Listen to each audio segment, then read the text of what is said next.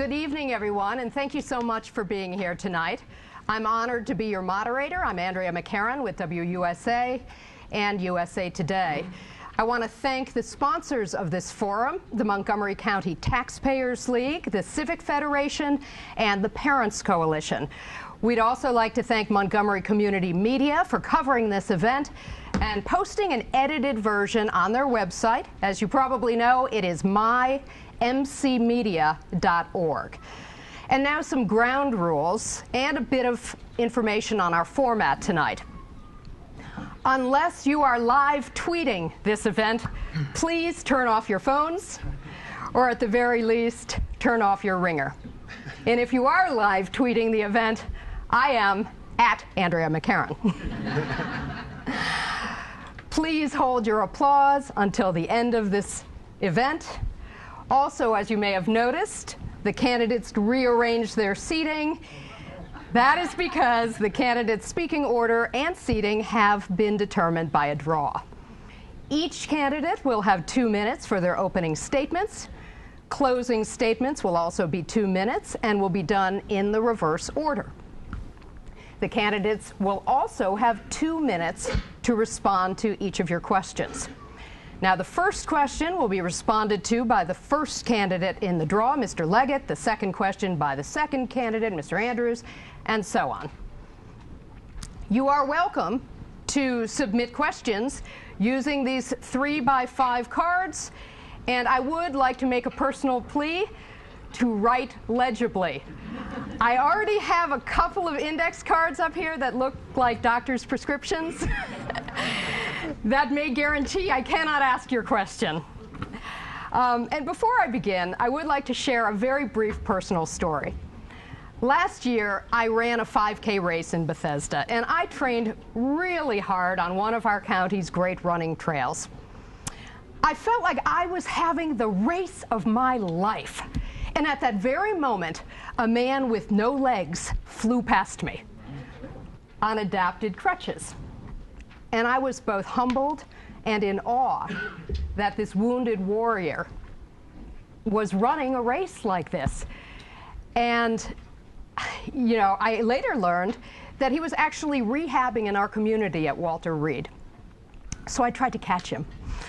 And soon he was just a dot in the horizon. So the next week at work, I told one of my colleagues, who's also an aspiring runner, what had happened. She laughed and said, "Oh, that's nothing. I was passed by someone in a race running backwards." And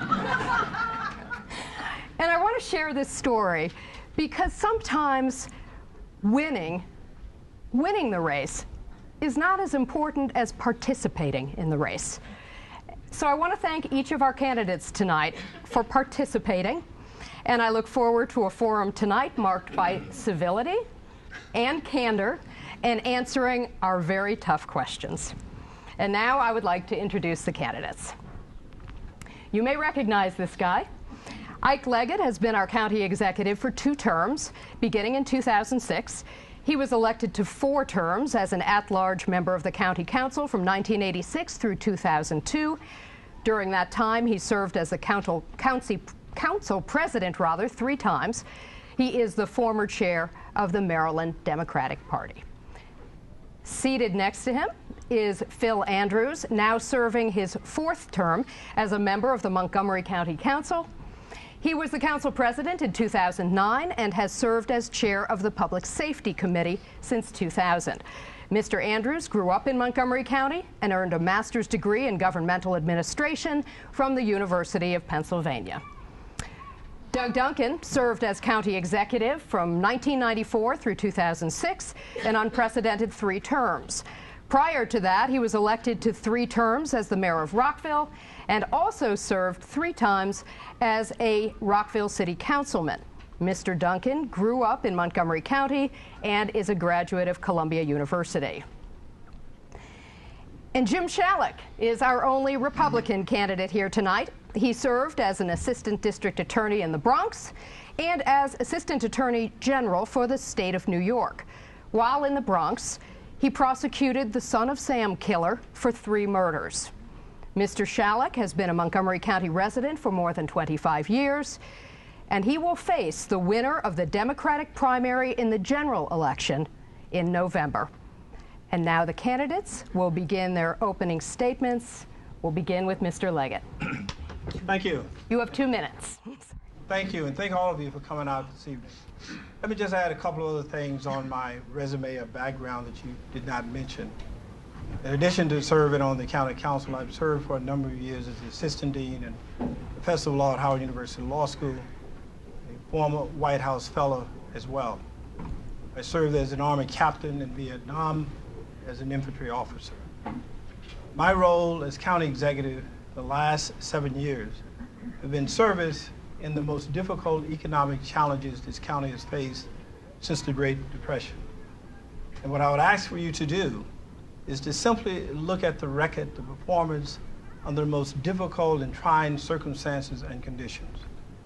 Conditions where we had 3 years of budgets that went as high as 36%. And for the next 5 years under my administration, the tax-supported budget increased over that 5-year period by a cumulative amount of 0. Yet and still, we have excellent schools in Montgomery County. Crime is down 3 times below the national average. Our response time on fire and rescue is excellent compared to many other jurisdictions. And the county is moving forward on a variety of areas. Unemployment, increased work in the county, on every indices that you can look at, the county has made tremendous strides. I believe when you look at the clear record, you look at what we've accomplished under difficult circumstances, I think you would recognize that we've provided leadership that is almost unparalleled in this country. Unparalleled to the degree that this past summer I was elected as the president of the County Executives of America and also the incoming president of the Maryland Association of Counties. Thank you very much. Mr. Andrews. Good evening, and thank you all for coming out. I'm Phil Andrews, and I've had the honor of representing the Rockville-Gaithersburg area now on the County Council for 16 years. And I've been a strong leader throughout that time for both progressive reform. I've written a lot of the progressive legislation in the county, such as the living wage law, the smoke-free restaurant law, the law that reformed our disability retirement system, the law that expanded employment opportunities for people with disabilities. And I've introduced the measure just recently that would establish the first public financing system for county elections in our region, which would really transform elections in Montgomery County and reduce the influence of interest groups and open the system up to a lot more people. I don't take any campaign funds from developers, PACs, unions, corporations, no interest group money. I represent you. And I've also been a very strong voice for fiscal responsibility on the county council, because if we don't do that, we're not going to have the money for the progressive things that we all want, whether it's expanding library hours or making sure that we can protect the land in perpetuity in the agricultural reserve, or making sure that we provide enough assistance for the most vulnerable in our county, and we have many. But we have to be fiscally responsible. We have to be good stewards, not only of the environment, but of the budget. And I have been a leader on that time after time on this council. I'm running for county executive because it's the county executive who proposes the budget, who sets that framework, who represents us in Annapolis as well as our delegates and senators, and needs to be able to unite those senators and delegates behind us, because if we don't, we will continue to lose out in Annapolis. So I'm running because we've got to get our competitive edge back in this county, and if we're going to continue to be a progressive county, as we all want to be, we've got to do a better job in terms of managing our tax dollars. And I look forward to getting into the details of that, and I appreciate you coming out. I look forward to the questions as they come. Thank you. Mr. Andrews, thank you. Mr. Duncan. Andrea, thank you very much. Good evening, everyone. It's a real honor to be here with you tonight. Thank you all for coming out. I love this county. It's a great, great community. I grew up here, raised my family here, and I'm running for county executive because I want to make sure that our future is as bright as our past has been. We've got some real challenges facing us. We're not the same county we were when I was born in 1955. We're not the same county we were when I was elected county executive for the first time, or when I left as county executive. We've seen massive change in our community, which is a good thing. But we've got challenges in front of us, and my top priorities are improving our schools, improving our job growth, and making sure that the county government is an effective agency to get things done for the people of this county. In terms of our schools, they're facing more stress than they ever have before. Our schools are terribly overcrowded. We have more students living in poverty than we've ever had, more students who don't speak English as their first language than we ever had. The achievement gap is growing. We just had a report from the OLO, from the County Council, talking about how this achievement gap is widening and how what we're doing isn't working. We need our superintendent, we need our school board, we need the county council, the county executive, we need everybody to come together and say education is our top priority. It's always been my top priority. We need to say it's our top priority, and closing the achievement gap is what we're going to focus on like a laser. And we need a way to make that happen. We need action now from our superintendent, from our school board, from all of our elected leaders to do that. To help pay for that, we need to grow our economy. Since last July, we've lost 13,000 jobs in this county. Another 19,000 people have stopped looking for work because they've given up hope of finding a job. That's not going to cut it. We need to be the economic engine for the state of Maryland that we used to be. We need to be the leader in job growth. I've got a plan for that by focusing on the innovation economy. And third, I want to make sure that we have a county government that works. I will open safely and fix the Silver Spring Transit Center, and I will stop the illegal spending of public funds on political campaigns. Here's my Leadership in Action agenda, DougDuncan.com. Check it out there. Thank you. Thank you, Mr. Duncan. Mr. Shalleck. Well, thank you, and thank you for inviting me. As the Republican candidate, I don't get invited everywhere. I really appreciate the invitation. It really means a lot to me. As you heard, I've been here about 25 years. I'm from New York, and my experience is in law enforcement. I was a homicide prosecutor in the Bronx. I prosecuted the son of Sam for 3 of his murders. There was an assistant attorney general in New York, and I came down here to work in the Reagan Justice Department. So my background is law enforcement, and my priority is because of that. My priority is public safety. And I never want to see, you're my favorite reporter, I never want to see Andrea McCarren at any one of our schools or a CVS helicopter over any of our schools. I proposed a uniformed police presence and a marked police cruiser at every one of our schools. I want to bring changes to this county, and I want to do things that have not been done. We have 11,000 students almost in trailers being taught no bathrooms, in boxes. That's a disgrace. And we got to do something about it. We're one of the richest counties in the United States. So we're going to take the children out of trailers, we're going to put them in classrooms. Why don't we have a 4-year university in this county? A world-class 4-year university with dormitories and athletic facilities. Let's do that. We've got the brains, the money, the resources to do big things, which I'm going to do. We are, now I'm going to repeat this, we are the only county in the United States, repeat, we're the only county in the United States that owns and controls the liquor stores, warehouses, and distribution assets of liquor. I want to get out of that business. I'm morally opposed to it. I want to sell off all these resources to grow our economy and be business friendly.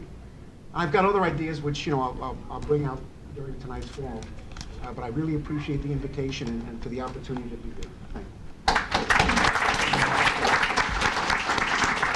Mr. Shalleck, thank you, and you can all continue to send your questions up to Joan Fiddler in the front. Again, please write legibly. I was told I would not have a microphone, one that would project. I told them I did not need one. So you gentlemen actually can stay seated by pressing that microphone down and project your voice that way. All right, the first question goes to Mr. Leggett. It is about education. What would you do to get our delegation to reverse the maintenance of effort law and improve county governance over the MCPS budget? And you have 2 minutes, each of you. Let me make sure that everyone understands the maintenance of efforts law has been there for some time. It was just simply recently amended. I oppose the amendment, and I believe that the opposition to that was pretty uniform across most of the state. Yet and still, the entire General Assembly in overwhelming numbers voted for it. I opposed it because it required the county in an inflexible manner to probably even divert funds from the county itself. The way we go about it is not that we're going to have a frontal assault to say we're going to get completely rid of the maintenance of effort law. What you need to do is to amend it. Prior to the latest amendment, we were able to find flexible ways in which to make our argument when we came below the maintenance of effort. We did it not once, but twice successfully. If we go back to that type of a system, I think it would be much better for us. But to assume that we're going to completely change, eliminate the maintenance effort law is probably, I think, is a stretch at this point in time. And here's why.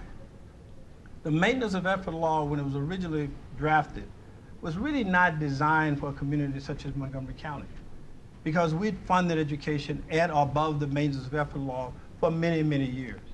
But throughout the state of Maryland, there are a number of jurisdictions that simply diverted funds that the state provided to go in other directions. And what the state simply said, if we're going to provide resources for you, you have to maintain education at a certain level. And for some communities in the state, this was something that needed to happen. But for Montgomery County and for others, we really did not need it. What we need to do is to amend the law, go back to something we had before, so that we will have a maintenance of effort law that works, not only for the counties such as Montgomery County, but for the counties who avoided the intent of the law itself. I think we're all going to stand, because we can see you better when we stand and project better as well. The maintenance of effort law, which was approved, the amendments to the maintenance of effort law, which was approved by the General Assembly in 2012, is an extremely rigid law, it's an extremely unwise law, and it's a law that absolutely needs to be changed. It ties our hands. It really puts counties in a fiscal straitjacket if they go above it, because then you're locked into that higher amount in perpetuity. So this year, for example, Mr. Leggett has proposed going $26 million above the maintenance of effort law. Now, if we stay at the maintenance of effort law and provide the fund balance that's been proposed and the additional state aid that has been approved, the school system will get an increase of about $53 million. That's if we stay at maintenance of effort. If we go above maintenance of effort, as Mr. Leggett is proposing, to go $26 million above it, that takes that amount up to nearly $80 million, and it means over the next 10 years, that $26 million is locked into every budget. That's an extra $260 million over the next decade that taxpayers will have to put toward that purpose. Now, we have, as Mr. Leggett said, gone way above maintenance of effort in the past because we all believe in education. Our county is known for that, and it will continue to be known for that, and it should. And I'm a proud graduate of our public school system. But this law treats all money the same. Money that's spent on travel to conferences counts the same as money for class size reduction. Does that make sense? No, it doesn't make sense. And unfortunately, it's true, most of our own senators and delegates voted for this law. In fact, only Brian Frosch, Senator Frosch, who's running for Attorney General, stood up and said no. And I give him a lot of credit for that. We do need to change it. We're going to have to make the case to our senators and delegates why this is a bad law. It creates a strong disincentive to go above the state mandated requirement because we're locked in. So even if we think there is an important reason to go above it, and there may well be, it is fiscally irresponsible to do so until the law is changed. So we need to change that law so that we can have the flexibility to make good financial decisions for our entire community. Yeah, schools and education are my top priority. They always have been, always will be. And it's because when you have great schools, you have a great county. When you have great schools, everything else gets better. You get better jobs, better educated workforce, better quality of life, safer streets. And our school system is what set Montgomery County apart from other jurisdictions all around us because of the support we have for our schools. And the problem with the maintenance of effort law is that it provides it's a strong disincentive to spend more than the minimum required by the state law. The state should be giving us incentives to go above that as a way to support funding for education. So we need to work with our delegation. We need to work with the new governor. We need to work with the President of the Senate and the Speaker of the House and find ways to change that so that we are not penalized for saying we want to spend more. And we're going to have to spend more in education. With the pressures that we have, with the widening achievement gap, if we allow that to continue, we're going to have trouble as a county. If we all of a sudden become a county where certain schools are good and other schools are okay, that's a real challenge for us. We need to make sure that we can tell every child in this county that they can get a world-class education no matter what school they go to. And that's why we need to challenge our superintendent, we need to challenge our school board, we need to challenge all of our elected officials to say, what are we doing now to close that achievement gap? What we've done is not working over the last 3 or 4 years, as the OLO report said. We need to find a way to make that happen. And our superintendent, just late last month, said, we're going to close the achievement gap by hope. God bless them, but we're going to do it through a lot of hard work and through a plan of action. And we've got to be able to find the resources to help pay for that. Thank you. I don't think it's a question of not enough money. I think our budget approaches $5 billion. I think education gets close to half of that. So I think we're spending plenty on education. But I think it's not going in the classrooms and it's not going into the actual teaching every day. You know, you drive past the administrative offices of the Board of Education. It's like Yankee Stadium. There's so many cars there. So I'm just wondering if there's too much management. I think you have to overhaul the whole operation in terms of where's the money going. I don't think we should have asked for that and got that extra 26 million. I think we're spending plenty. I think we're spending in the B's, like billions. So I don't think it's the amount of money, I think it's where it's going. And you need strong leadership to make sure that that billions are going into the classroom and not into the administrative offices and travel and whatever else they do. So I think it's management, not money. Okay, our second question, Mr. Andrews will take this one first, and it is related to business development. Assuming a Fortune 500 company like Comcast wanted to move its headquarters from Philadelphia, Pennsylvania to another part of the country, and they narrowed it to 4 areas: Loudoun County, Virginia, Fairfax County, Virginia, Howard County, Maryland, or here in Montgomery County. What are the top 3 reasons why they should select Montgomery County? Mr. Andrews. Well, I would say that the quality of life in Montgomery County is higher than almost anywhere else in the country, and that it is a great place to live, work, raise a family, and their employees would be very happy in Montgomery County. I think that is our competitive advantage that we have over almost every other place. And that includes the quality of our schools, it includes the quality of our parks, it includes the quality of our cultural institutions, which we have many, and our neighborhoods, and how green Montgomery County is. If you fly up above the region and you look down at the different counties, you'll see Montgomery County is literally greener than almost every other county in the Washington region. And that is a product of a long amount of work by many people and includes the great work that was done to protect our agricultural reserve beginning in 1980. So those are some of our competitive advantages. Now, the challenges we face are significant, though, because we have a much higher energy tax than all of those other regions, counties you mentioned, Loudoun, Fairfax, Howard, but also D.C. and every place else. And that energy tax is a real inhibitor to our ability to compete for many companies, especially energy-intensive companies, because it can be 20 to 25% of their total bill can be our county energy tax. Now, in 2010, Mr. Leggett proposed a very large increase, a doubling of the energy tax, and indicated that it should be for only 2 years because it would have a significant impact on residents and businesses, and it should be sunsetted. Well, 2 years later, Mr. Leggett proposed keeping all of it rather than keeping his promise. The county council did take it down. I worked with other colleagues, and we took it down by 10% of that increase in 2012, and again 10% last year of that increase. And Councilmember Berliner and I are proposing we do that again. That is a huge problem in competing for these types of companies, and we need to change that if we're going to attract more jobs to this county that people want to work in, and that is what we should do. Thank you. You know, in order to maintain the quality of life here in Montgomery County, we need a vibrant economy. We need an economy that's growing jobs. We need an economy that is at the forefront in a number of different areas, as we became with the biotech industry many years ago. And we've got a great quality of life here. We've got one of the highest educated workforces in the country here. But the sad reality is a company like Comcast is not going to come to Maryland because of the state tax structure, and they're not going to come to Montgomery County because of that state tax structure and because of the business unfriendly environment that we have here with our Department of Economic Development, Department of Permitting Services. We need to focus on job growth from within. And I've got a plan to do that. We need to focus on redevelopment of our urban centers, of our town centers. You saw what we were able to do in Silver Spring. I want us to make Wheaton the next major redevelopment project for this county.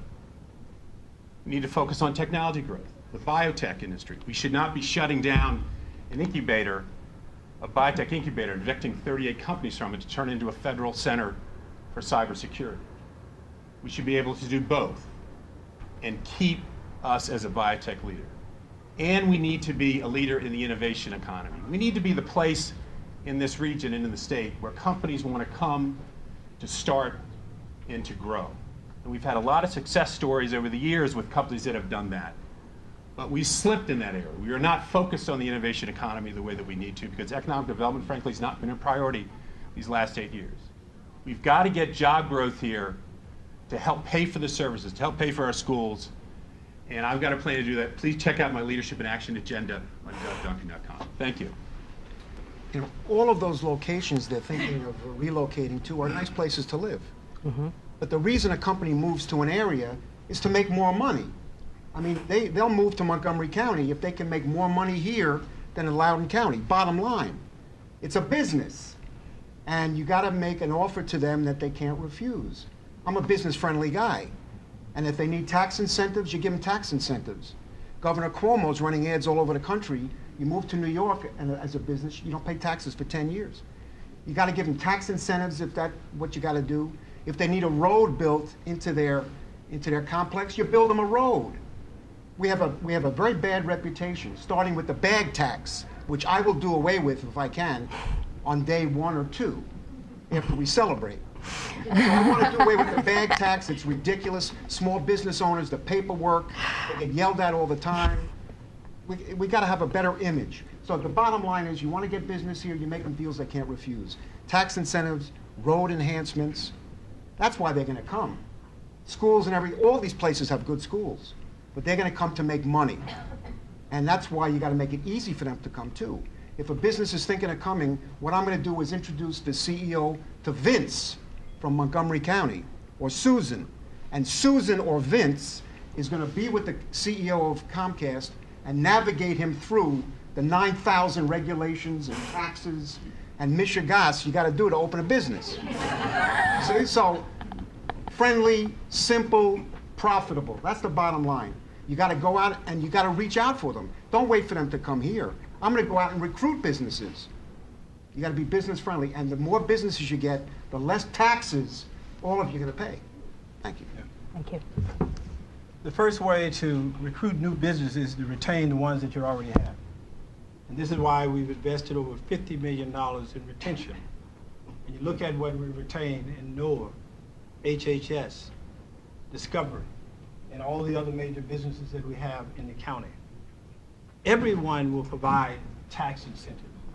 Every jurisdiction will provide roads and schools and all the other things that you've just described. But the real challenge for us is to, in fact, look at the innovative economy. And this is why we have placed such an emphasis on cybersecurity. It is the economy of the future. In Maryland, the state alone, just in Maryland, 20,000 jobs are predicted per year. And for Montgomery County not to be at the forefront of that would be a serious mistake. This is why Senator McCoskey and others worked with the state, worked with NIST and others to make certain that Montgomery County will have the National Civil Cybersecurity Headquarters right here in Montgomery County. And we can retain and will retain all of the incubator space and all the other resources we need for those in biotechnology. We are invested more than we've invested in many years now in biotechnology. Yes, there are some companies that are moving out of the current center, but we have space in other locations for them, and we can provide space in commercial locations. Everyone who's looked at this from an objective standpoint of view, everyone who's looked at this said this is the right idea, this is what we should follow. We are maintaining both. But if you look at it, everyone competes on that. One of the disadvantages that we have right now for major corporations is the lack of access directly to an airport where we have international flights. It has hurt us on several attempts to land big companies here. Okay, our next question, Mr. Duncan will take this one first. It relates to voting rights. As you know, permanent residents or green card holders are required to pay income taxes and file tax returns, required to register with the Selective Service Administration, that is young men at the age of 18, required to pay taxes to the local government, including property, sales, and income taxes, and can be sent to combat duty in Afghanistan and Iraq with the military reserves and the National Guard. So, gentlemen, given these responsibilities, would you be in favor of allowing permanent residents the right to vote in local elections here in Montgomery County? Mr. Duncan. I believe the right to vote in local elections should be reserved for United States citizens. Thank you. I guess we'll move along at a good clip, Mr. Shalleck. I agree with Doug. Citizenship is special. You're not a citizen, you can't vote. To me, that's the requirement. I think we have a very good policy in terms of immigration in Montgomery County, but I do believe that if you're going to vote, you need to be a U.S. citizen.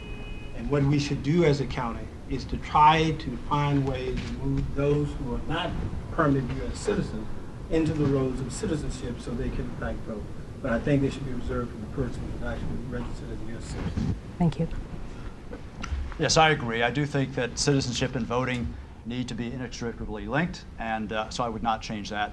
I'd also note that it is not something the county could change on its own. The state of Maryland has reserved to itself voting issues and that kind of thing. So while some local municipalities have some more authority in that area than the counties, it's not something we could actually do. But I don't think it should be done. In my industry, we might call this breaking news. All 4 candidates have agreed on an issue, so thank you. The 4th question tonight, Mr. Shalleck, you'll take this one. Do you support the BRT? And if so, how would you implement the plan? I'm concerned about the cost, and right now I would say no, because I'm not that familiar with the cost. That's my main concern. And until I knew more about how much it's going to cost us, I reserve decision. Thank you. Mr. Leggett. Yes, I support it. Mr. Shalleck said a moment ago that he wants economic growth and development in Montgomery County. Well, one of the key linchpins to that, Jim, is having transportation. We cannot build roads and we cannot have the major transit that we want unless we're able to have BRT or some combination of that. It is imperative for economic growth and development in Montgomery County. We're looking at 100,000 jobs in Montgomery County that have now started along the pipeline. But you're not going to be able to move that alone unless we're able to complete the transportation that is needed, and transit is the key to that.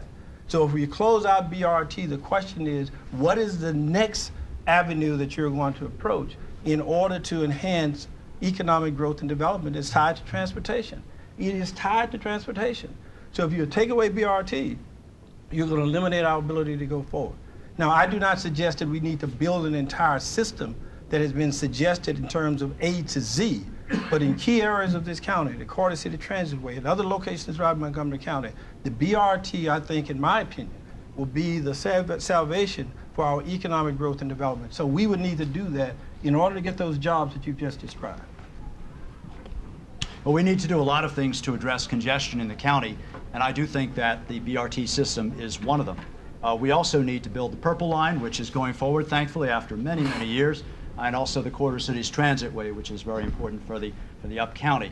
And we need to provide alternatives for other people who are either biking or walking or driving. So we need an all-of-the-above approach to addressing congestion, but it needs to focus first on transit, because we have not had the investments in transit in the last 10 years that other places have had, and we need to get these big systems in and support those efforts. The federal government is moving forward the Purple Line, so is the state. We are working to get ways to finance the Quarter Cities Transitway, and bus rapid transit or rapid transit is a very innovative way to use existing capacity, which we are running out of, to move more people. So I want to note that Councilmember Mark Elrich was the person on the council that really has pushed BRT. He deserves a lot of credit for it. It's been supported by many, many people in the community, and it is, I think, an important way for us to go. This region has struggled with traffic congestion for quite some time. It's been a major problem affecting the quality of life of people who live here, too much time spent in traffic, not enough time spent at home with your family. And to really fix that, we need more of everything. We need more transit, we need more road capacity, we need more hiker-biker trails. And the Purple Line, as Mr. Andrews talked about, hopefully we'll move forward with additional federal funding. The Quarter Cities Transitway is a BRT from Shady Grove Metro up north. That needs to be done. I'd like to see us look at the BRT along Rockville Pike in the Whiteflint area north as sort of a test case of what's it going to look like, how's it going to work, and what's the public acceptance of it.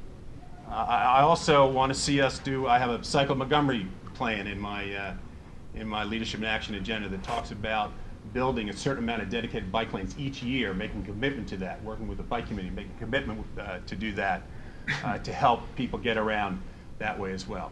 And one concern about the total BRT plan is I don't want to see it serve as something that will destroy some of our neighborhoods.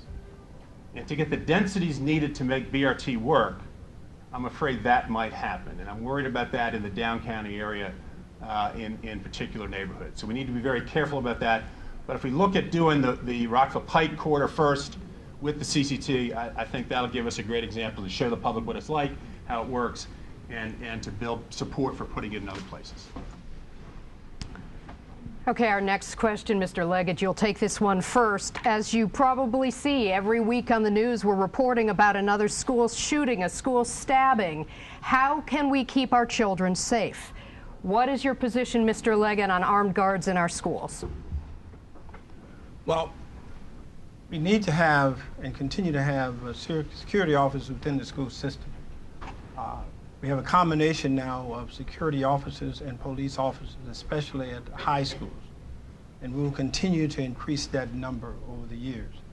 But I believe that the way we go about reducing crime and the challenges in schools is not necessarily having guards at every school all the time, 24/7. It is one simple component of it. What I've done is to try to emphasize something called positive youth initiative.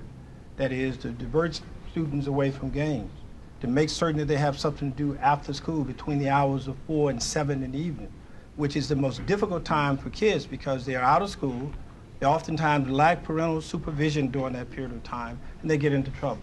We've invested $68 million into positive youth initiative, Excel Beyond the Bell, sports academies after school, and we've continued to increase the number of SRO officers in the school system. But we also have additional officers as well, so it's a combination of those factors. Thank you. Most of our young people are wonderful people, and most of the people in this county are wonderful people. So we live in a very safe county, and there's a reason for that, and it's been a lot of work over many years by a lot of people to put in prevention programs, school programs, after-school programs, to have a strong police force that is well-trained and does a great job, and to have intervention when necessary in order to provide alternatives to people, young people that get off on the wrong track. Now, I do think that the School Resource Officer program is an important one, and I've proposed in this budget that we get back to the point where we have enough police officers assigned to the schools that we have at least one assigned to each high school. And so that's why I've proposed adding 8 school resource officers to the 2 that Mr. Leggett has proposed adding to our current complement.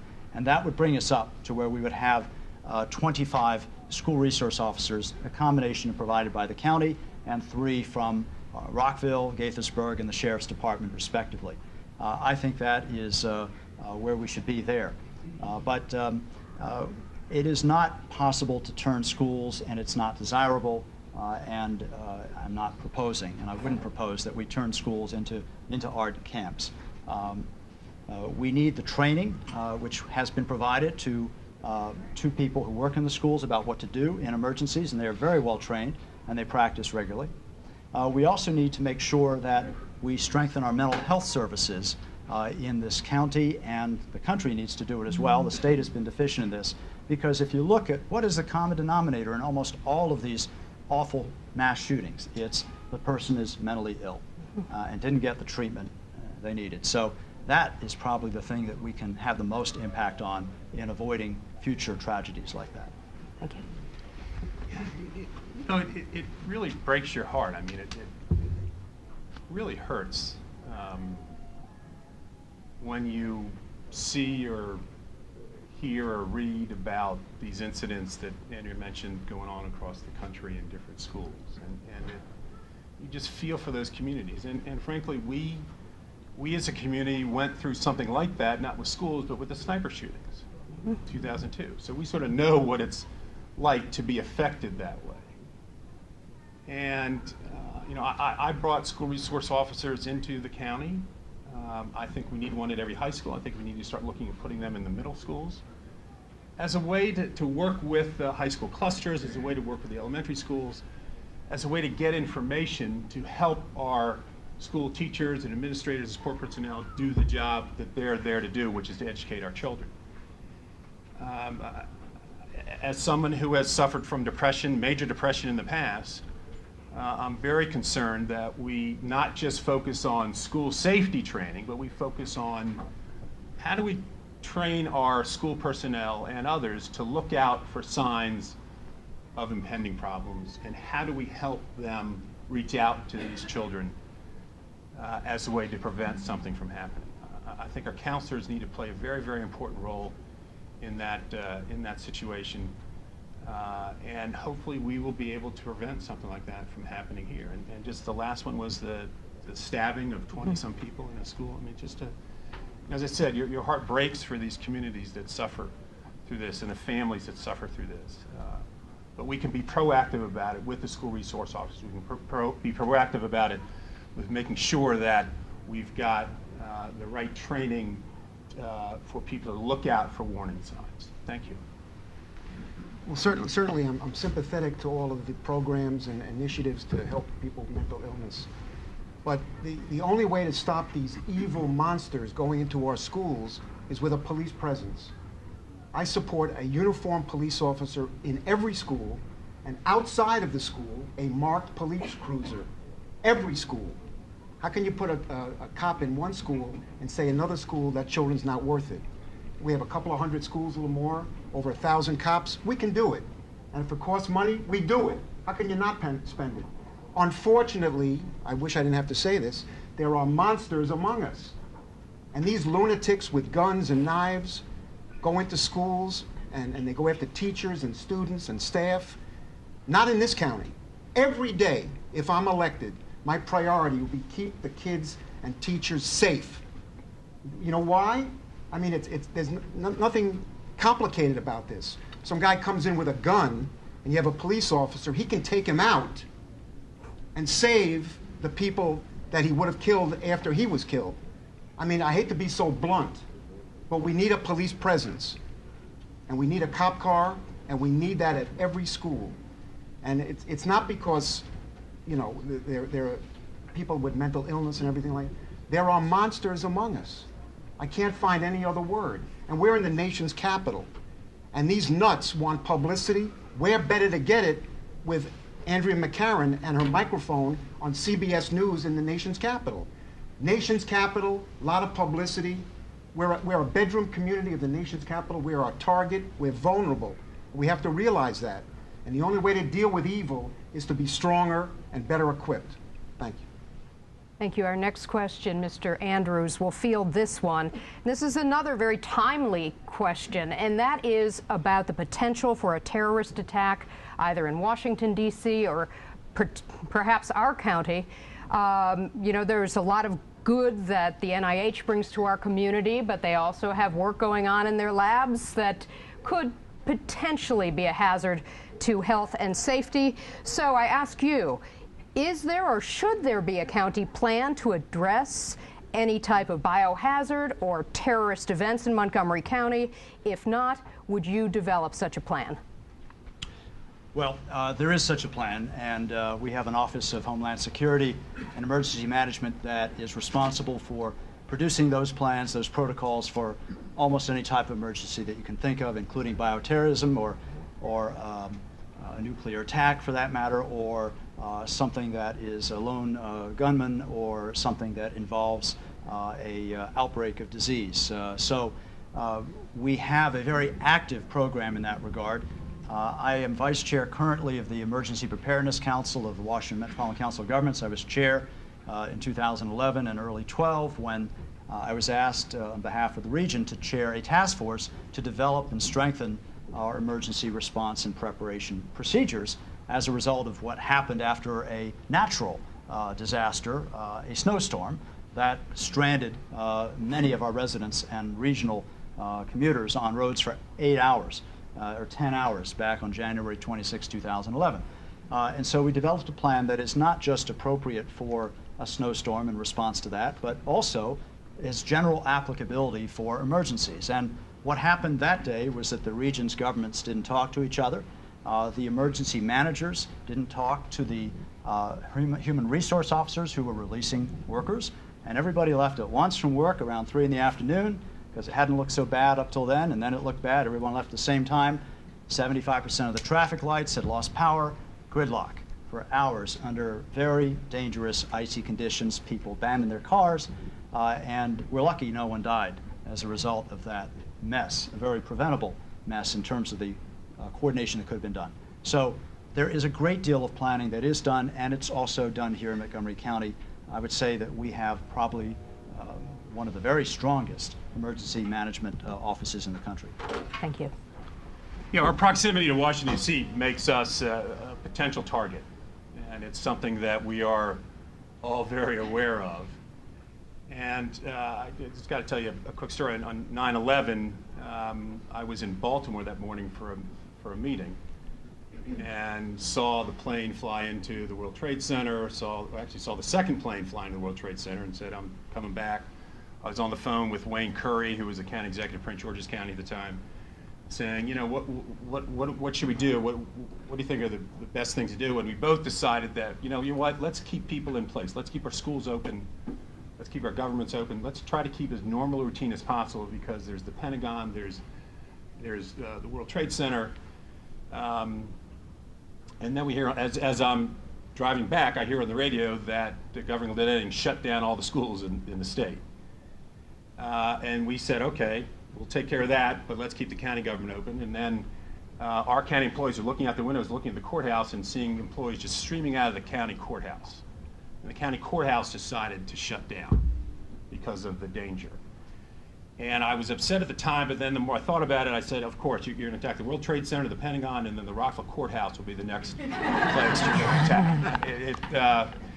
It's this lack of coordination that's the major worry. Montgomery County is extremely well prepared. We have some of the finest public safety people, I think, in the world working right here in this county. And the key to it is practice, practice, practice. We go through drills all the time with different scenarios for biohazards, for chemical hazards, for terrorist attacks, for things like that.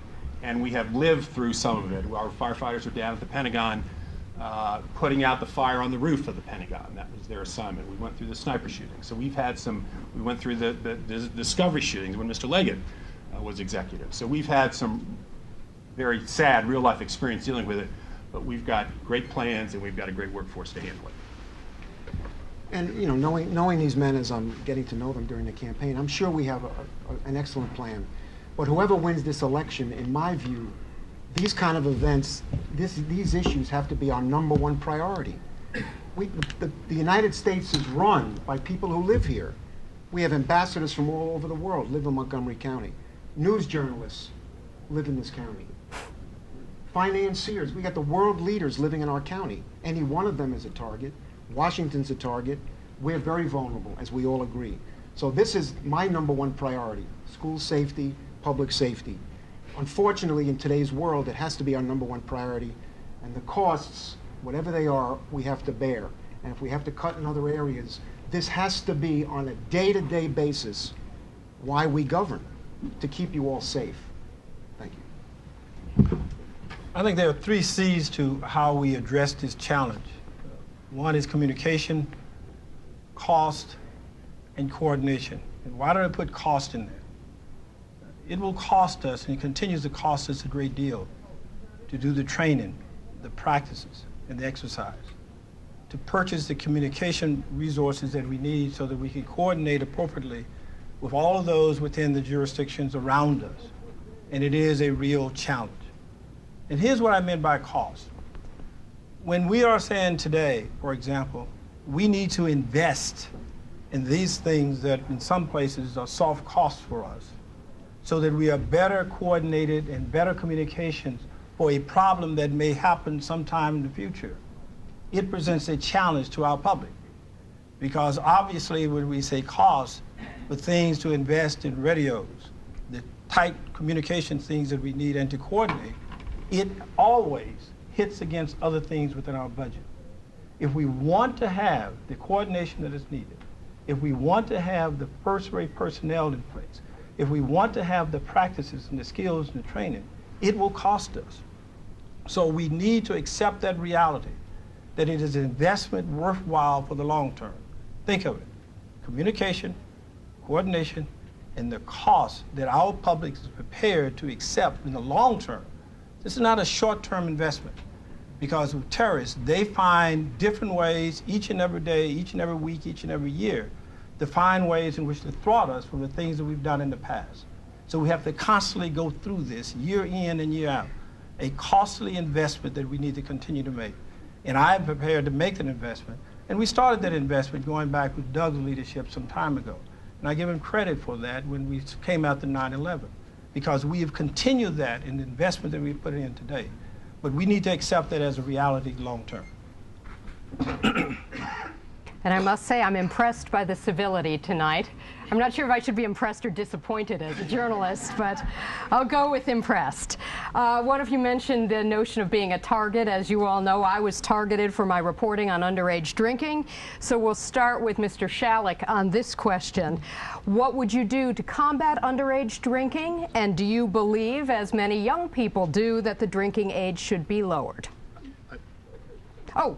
Did I? It's my turn.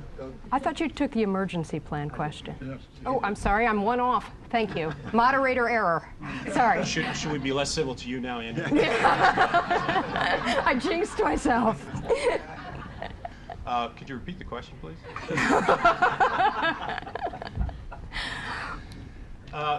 Should the Do you believe, as many young people in our area do, that the drinking age should be lowered to 18? No, I do And what not. would you do to combat underage drinking in our area and provide alternatives for young people? Well, the drinking age should not be lowered, because the problem is that if you lower it to 18, then it becomes the 15-year-olds that have sort of easy access to it, and becomes a much bigger problem for us. And just the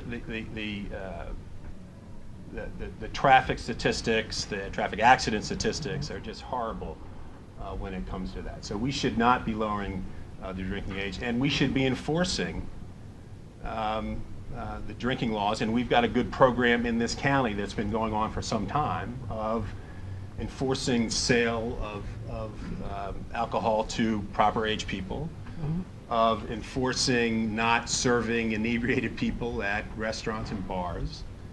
And so the county government has made this a priority for some time, and I think we need to continue those efforts.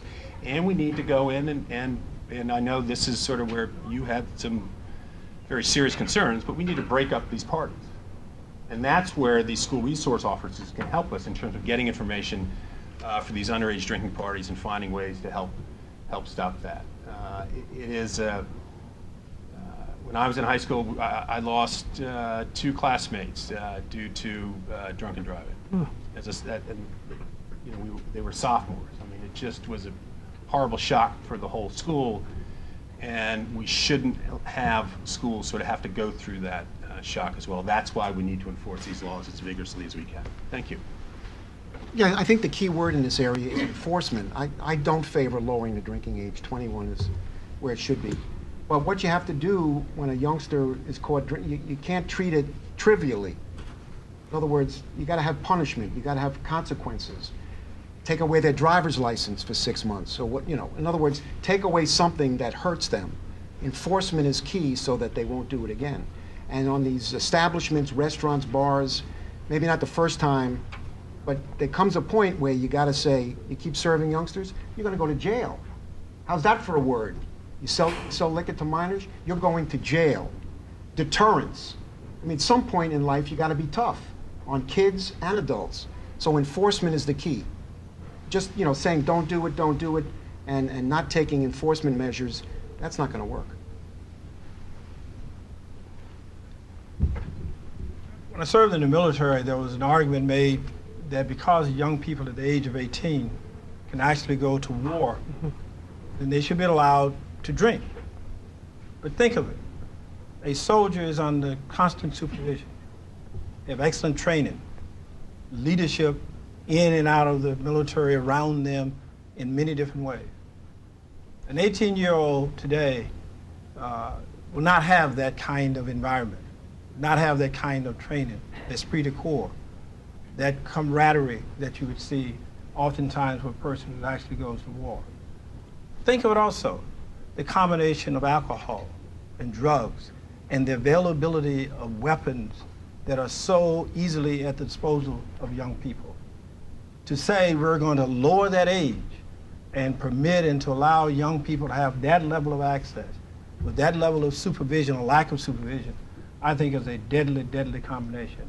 I would oppose that because I think it will provide us with another example of the challenges we see today where we have young people who are engaged in so many destructive activities that this would only add to that number. And so I would be opposed to lowering that age. I think this is an issue that probably should be most informed by all the research that's been done recently about brain development and how young people's brains keep developing at least until they're 21 or 22 or 23. So I agree that the drinking age should not be lowered given what we know about brain development at this point. I think there's a much stronger argument for raising the age that someone can join the military to 21 based on that same research because of the seriousness of that decision. And it's not one that anyone, hope to make lightly, but it's also one that perhaps is not best made by someone who's 17 or 18 or 19 or 20, turning 18. So no, I don't think we should lower the drinking age. We do need to have, and we do have, many programs in the county that seek to target underage drinking. Drawing the Line on Underage Drinking was a program that was developed under Gail Ewing's leadership when she was a member of the county council, and her staff worked very hard on that program. Our police department has long had a very good program about shutting down underage drinking parties, especially targeting in the time of high school proms. And we have good alcohol enforcement on our roads. We also have an alcohol enforcement division of the Department of Liquor Control that does compliance checks. And there's room for improvement there in terms of compliance, but it would be a lot lower if we weren't doing that. But it's a serious issue and one that I think the county is addressing properly. Thank you. Okay, Mr. Shalleck, you will take this next question. Again, I'm just the moderator. I'm going to read it as it is written. Montgomery County constantly pales in comparison to Fairfax County. Why is Fairfax constantly eating our lunch? Lower taxes, good schools, more jobs. Is this an unfair comparison? Why? Well, it's no secret Virginia has a much better tax structure. They pay less taxes, less regulations. It's a Republican state. Maybe that's the reason. Who's the governor? No, it's what I said earlier. It's bottom line stuff. They pay less taxes, there's less regulations, and businesses go there. Bottom line. Well, that's a mixed view of it. In some ways, it's a perception. In some ways, it's a reality. I think there are some taxes, especially at the state level, that probably are working against Montgomery County. But when you look at the schools, you look at traffic, you look at quality of life, you look at a number of things, I'm not sure that statement is accurate. But there's a perception about many of those things, and that perception is out there long enough. You have to treat that as though it's reality. And so I think when you go back and look at the regulatory reforms, look at all the things that have happened in the county over the last few years, and even going back beyond that, a lot of those things have actually changed. And I don't think that you have that disparity that you've described in the note. But I do believe that there are some things in which they probably do have some advantages of, and taxes would probably be the primary one. Thank you. Well, I think we can learn from a lot of places. Montgomery County does many things well, but we also have to be open to what other communities are doing. And I do think that Fairfax County and other counties in our region have come to the conclusion that if you have an energy tax that is too high, you're going to inhibit the types of businesses that you want to locate there. And so that is a lesson I think Montgomery County does need to learn. We need to lower the energy tax back to at least what it was in 2010, when it was already quite high, but at least not nearly as high as it is now. So yeah, I think we can learn something from not only Fairfax County, but some of our other jurisdictions. And I'm sure we can learn many things from other jurisdictions too, and we should be open to it. We don't have to invent everything here. But we do many things well in Montgomery County, and we should be proud of those things. We are a model employer of people with disabilities. We are a very green county, and we need to continue that. We have great quality of life, but we do need to improve our business climate and our ability to compete for the types of jobs that our people want and will be able to support themselves on. Before I answer this, I do want to make a comment on something Mr. Andrews said in his last question about whether we should raise the age to join the military to 21. I have a son who was in the Marines for 8 years. He was an adjutant officer in a Marine infantry regiment, and he would agree with you. He would come back and talk about these 18-year-old idiots and what they were thinking when they were doing certain things. So, Phil, I think that's a good point. So, you know, the real competition with us in Fairfax and us in the region and the state is job growth. I mean, that's where the comparison really comes. It's the economic growth and the economic vitality of Montgomery County compared to other regions. And we used to be the economic engine for the state of Maryland. But since 2007, Fairfax County's added close to 50,000 jobs. Washington, D.C. has added over 36,000 jobs. Montgomery County's added 7,000 jobs. Anne Arundel County, Baltimore County, Howard County, Prince George's County have all added more jobs than we have in that time frame. We need to free focus on economic development, focus on the innovation economy, focus on startups, creating co-working spaces for these companies to come and learn from each other and to grow jobs. And once we do that, then I think we'll sort of be on a much more equal footing with Fairfax and discussed in the same way, as long as the state deals with their tax structure problems and as long as the county deals with its permitting services problems and its economic development department problems. Thanks. Okay, I don't know how Fairfax compares to us on this, but Mr. Leggett, you will take this next question. What will you do to lower property taxes? And this person who wrote this question says, so as a senior, I can afford to stay in Montgomery County. Yeah, right. Well, if you look at taxes over the last 7 years under my administration, the proportion of taxes to income has actually gone down by 10% the last few years. But that's not enough. And for seniors, for anyone else, we do need to be mindful of what we are providing with the tax credit to make certain that we can look at some of the additional things that we could do, especially for seniors. Because I think when people are on a fixed income, it does provide a real disincentive for people to possibly want to leave. And we need to make certain that we are providing a tax structure that addresses those particular challenges here in Montgomery County. But the real challenge that we have, when you look at all the taxes, the quality of life and so forth in this county, is the variable of all taxes. Whether you're talking the energy tax, the cellular telephone tax, or the property tax. All of those things hit people. And every politician, every elected official will say, we want to lower those things. But there are some trade-offs to that. The question is, we've heard a great deal of discussion here this evening, about having the resources for all of the police and public safety personnel. We heard a great deal about job growth or many other things that we need. Communication. We heard a great deal about school. If you want to maintain all of that, we have to be realistic about the cost of those things. And I'm prepared constantly on every budget to look at what we are paying, what we're reducing, how we are prioritizing to make sure that taxes are at a level that balances all of those things fairly well. Since I first went on the council in 1998, one of my major interests has been how do we have a tax system in Montgomery County that is progressive? And I worked over the years to make that happen. And in 1999, we had a vote on the council about reducing the income tax, and I voted against it. Mr. Leggett voted for that because the income tax, to me, is the fairest tax of all. And I have not supported lowering our income tax, and it's at the maximum that's allowed by the state. However, our property taxes and energy taxes are more aggressive. and they hit people on fixed incomes harder. They're not tied to income. And we see that the property tax rate has been raised by the council at the request of Mr. Leggett by about 11.5% over the last 3 years. I think that was a mistake because people's assessments are also going up at the same time now, and it's going to be a double whammy. And it's going to make it harder for people to stay in this county. So I proposed in this budget reducing the property tax rate by 2.5%, which would take it below the charter limit, but would undo a little bit at least of the property tax rate increases of the last 3 years. And I proposed reducing the energy tax increase of 2010 by another 10%. And I would pay for it in this way. I would stay at the maintenance of effort level, which saves us $26 million.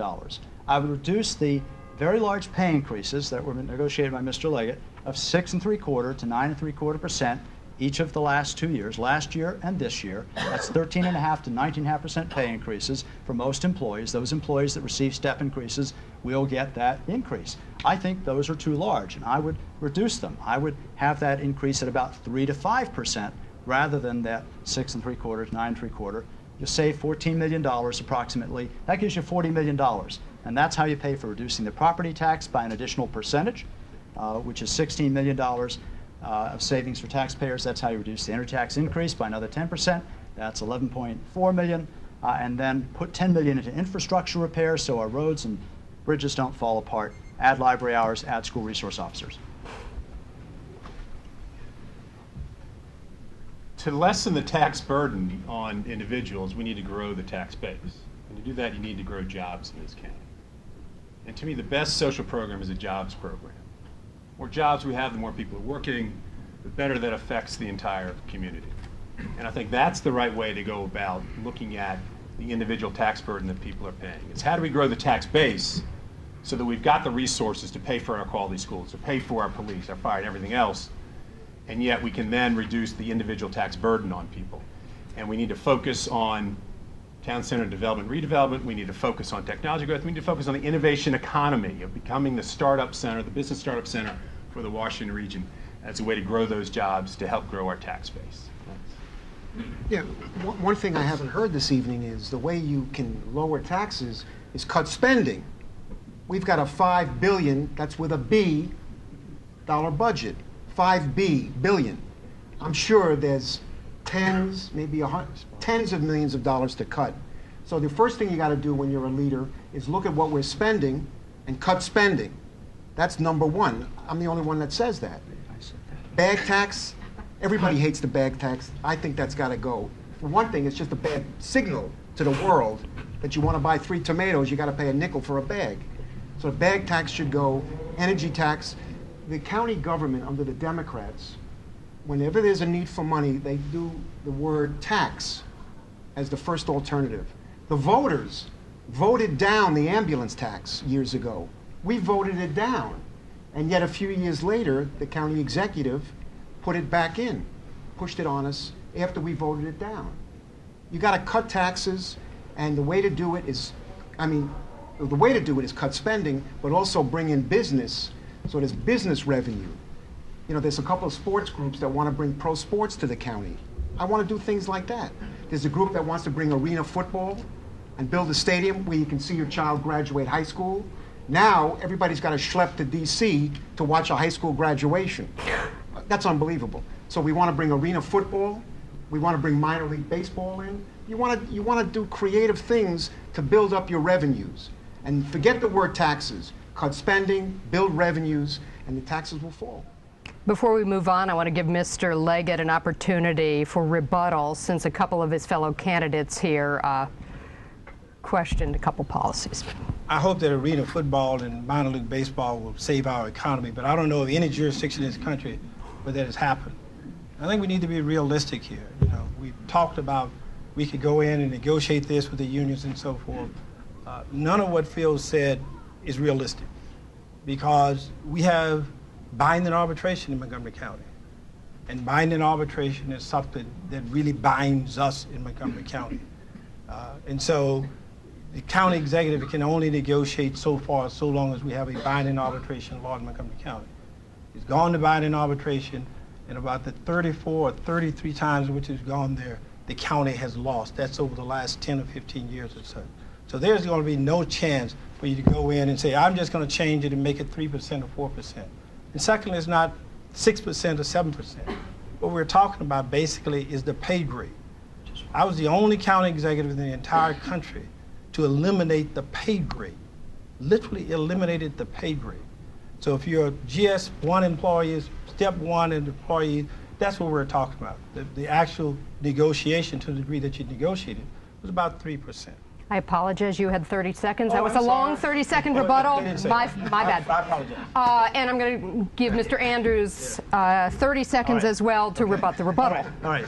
Binding arbitration is not binding on the county council at all.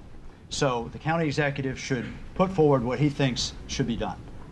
And if the law is the problem, well, let's hear a proposal to change the binding arbitration law so it makes sense or works better. I haven't heard that from Mr. Leggett, and I would invite him and welcome him doing that. And if you would stand, please. I think we're going to quit with the rebuttals right now. No more rebuts of the rebuttals. But, Mr. Andrews, you're going to take this next question. And we're past the 1 hour mark. I think let's touch some of the more sensitive subjects here. And it's time to talk about transportation. And let's talk about the Silver Spring Transit Center. Over budget, delayed opening. How would you improve the management of future capital projects? What new performance provisions should be negotiated into future contracts to share cost and schedule risk with developers? Well, the Silver Spring Transit Center is the biggest debacle in the county's construction history. There's just no question about it. And it's probably the only construction project that had 3 news conferences held, or 3 groundbreakings, but no opening. There was a groundbreaking related to it in terms of moving some of the MARC station towards the transit center back in 2000. In 2005, there was another groundbreaking for it, and in 2008, there was another groundbreaking for it. Well, what we need is a ribbon cutting so that it actually is serving the people. So at this point, it's the Silver Spring non-transit center, not the Silver Spring Transit Center. There are a lot of lessons I do think that the county needs to take away from this, in addition, of course, to getting it completed as soon as possible so that it actually serves the public. One is this project had all kinds of indicators that it needed very close scrutiny. One, it's a very expensive project. It's now over $100 million, and that price has gone up over the years. Number 2, the county was building it for someone else, for WMATA, which is another risk factor. And number 3, the design was a very unusual or unique design, not something that certainly the county had built before, and not something perhaps that many other people had built before either. So all 3 of those things should have led the county executives, both Mr. Duncan and Mr. Leggett, to focus more on this project to make sure that it got the highest scrutiny of anything that was undergoing construction in county government, because it was very different than anything else that we were building. And it is very important that when WMATA accepts this project and takes it from the county, that the county makes sure that it is negotiating on behalf of taxpayers, so that taxpayers are not paying any more than they should for the problems of this project, and that we recover whatever is due to the county from contractor non-performance. My top transportation priority is to safely fix and open the Silver Spring Transit Center. The construction contract was signed in 2008, and here we are in 2014 still talking about it. It's boarded up. It's a disaster from all points of view, and I really blame lack of oversight by the county executive and by the county councils of letting this happen and continue to happen. And I have been pushing for some time of when's it going to open, what's the cost, is it going to be safe, what's the plan to fix it, and we were told recently as a week ago, well, it's going to open in early fall. But then we read in the Washington Post, well, no, it's not, because it won't be safe, so it's not going to open till the earliest, till next year sometime, because there are severe safety issues in terms of the inner beams and girders and concrete falling on people's heads without any notice that have to be fixed before you can do anything else.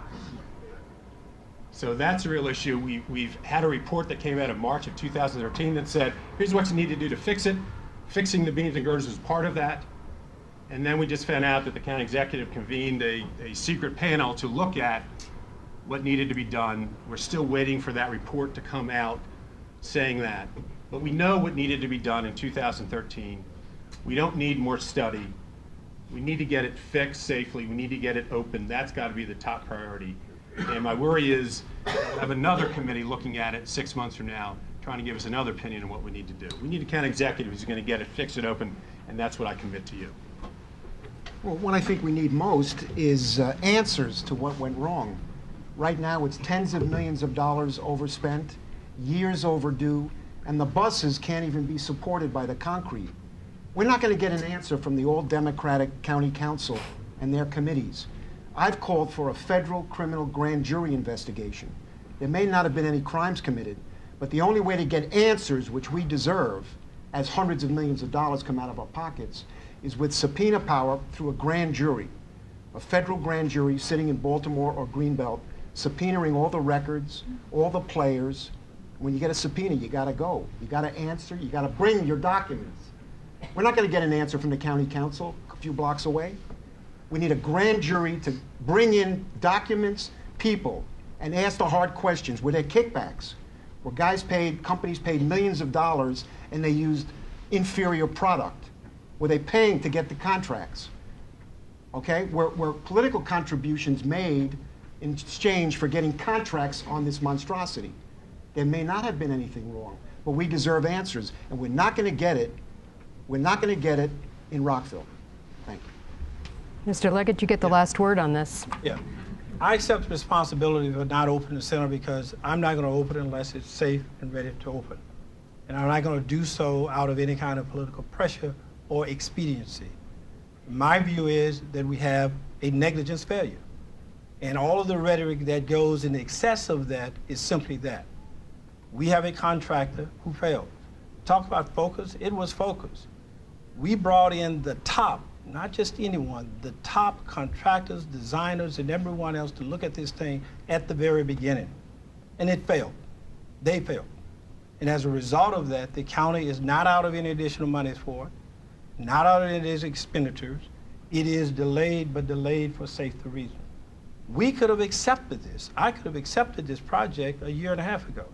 It was the county, myself, who decided I'm not going to accept it because I was concerned about the safety. It was the county who decided to go back to further investigate this. It was the county who've taken the steps that we've just talked about because we want to make sure that when we open this, that it will be open for the next 50 years. And we're not going to pay any additional amounts of monies for it. That's my commitment to you. And it will, in fact, be open. And we're all on the schedule that we talked about before, and we are working aggressively to do this. We don't have any secret committees, any secret huddles to do any of the things other than what we just described. Look at the rhetoric, look at the facts, and separate the difference. We had a failure, a negligent failure, and we're working through those failures. Mr. Duncan, there is a perception in the county that unions and developers have an unduly strong influence on the decisions of our political leaders. How will you disabuse us of this perception? By doing my job, by representing the people of this county to the best of my ability, by making the right decisions for the future of this county, as I did as 12 years as county executive, and I will continue to do that. I think that we have a wonderful county, as I've said many times. We have a lot of public input, which is something that's very well deserved and merited.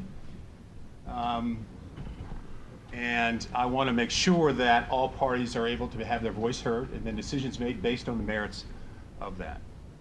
But I will say that I will also make sure that we don't illegally spend public money financing illegal campaigns, as my two opponents on the Democratic side have done.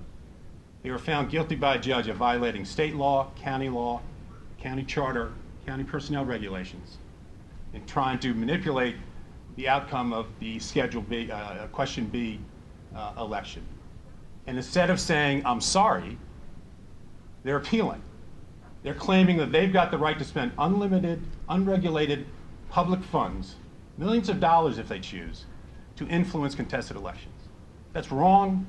We've got to stop it. As county executive, I will stop this appeal. I won't waste one more taxpayer dollar on defending illegal government activity in the county. Thank you. I'm not just saying it because I'm a Republican, but I'm saying it because I'm a Republican. I think there's a bigger problem in this county and any county where there's only one party government. There's over 40 elected officers in Montgomery County. None is a Republican. No Republicans on the state level. If you don't have two-party government, you don't have the friction, the dialogue, the argument that necessitates a better government. I mean, when you have all Democrats, they're all in lockstep. I mean, there may be different views, but not to the level of different parties. A two-party system is healthy. It's just as bad in Kansas where there's no Democrats. When you have one-party rule, you got all these problems that if you had a dialogue and you had some Republicans on the council or Republican county executive, these things would be aired. I wouldn't have to call for a grand jury investigation because I would be banging the table with Andrea McCarren on TV asking the questions. So I just urge you to consider Republican candidates up and down the line. One-party rule is not good. It's not healthy. Let's keep in mind that the union people we're talking about are the librarians downstairs that are working for us. It's the police officers and the fire personnel that's protecting us. These are hard-working, good, honest people. There may be differences, but we do not have to, in some way, place them in some way huge to blame in terms of the challenges. They are hard-working, decent people. Now, in my administration, this is what I did. I eliminated 10% of the entire county workforce. I had union members that go without pay increases for 4 years.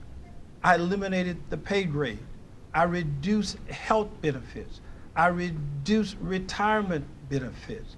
I furloughed county employees.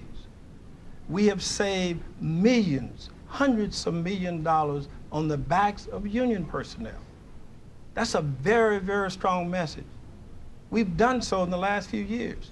The way we've been able to close $3 billion in budgetary gaps has been through efficiencies, by eliminations, and by a huge reduction on the cost that we pay to our union employees.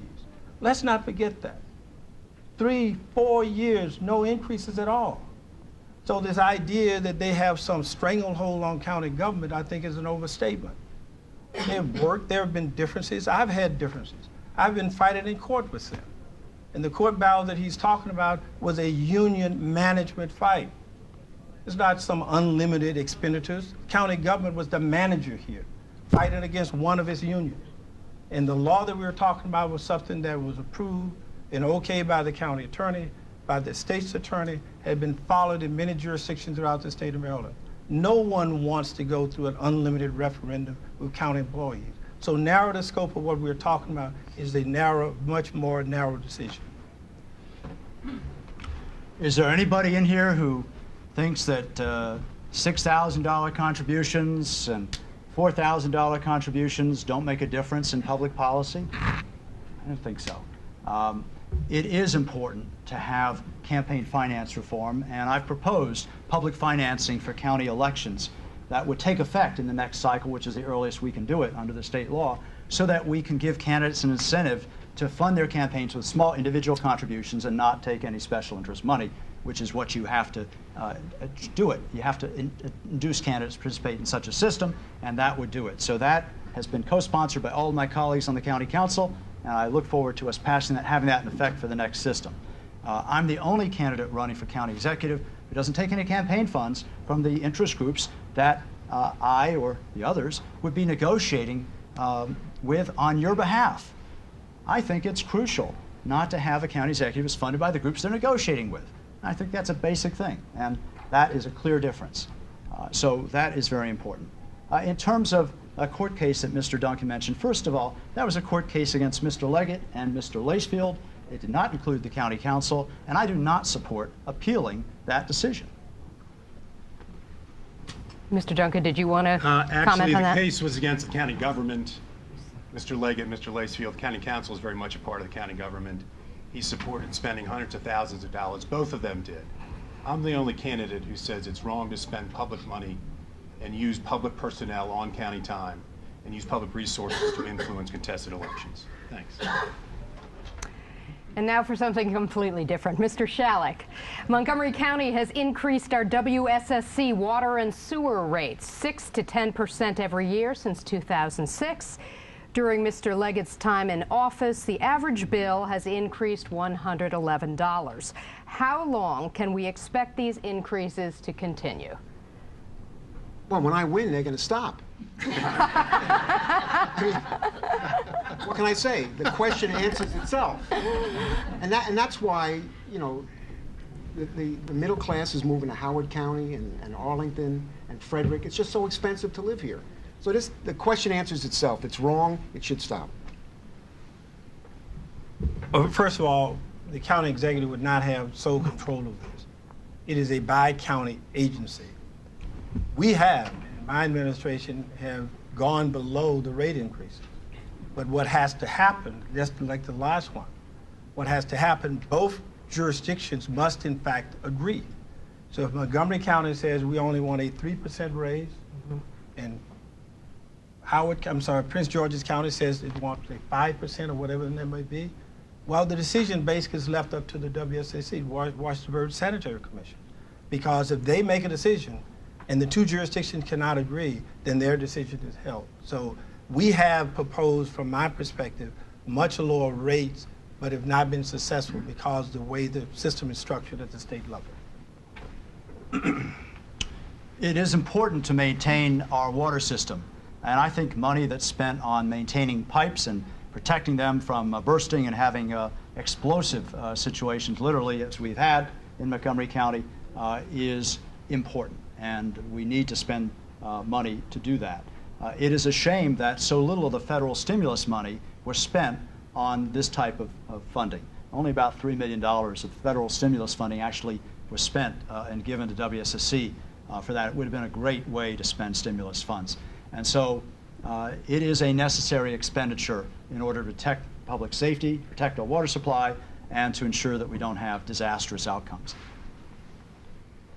As the county executive prepares the budget, you've got to look at all the factors that go into it and all the costs that go into it. And when I was executive, we looked at the WSSC costs and worked very hard to minimize increases in that, because as you're looking at other tax increases, you've got to try to balance things across the whole spectrum.